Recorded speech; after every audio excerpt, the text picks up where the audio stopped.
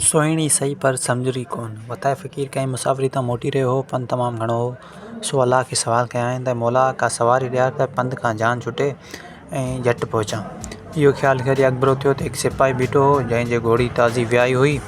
सिपाही हैरान हो त केॾी महिल फर थी हलणु जहिड़ो थींदो त थाणे ते पहुचंदुसि। ओचितो त वताए खे बुलाए हले रस्ते ताईं ईंदो ॾिठईं त सॾु करे चयाईंसि त सॻो थी हीउ फर कंधु ते खण ऐं मूंखे थाणे ते पहुचाए पोइ वञ।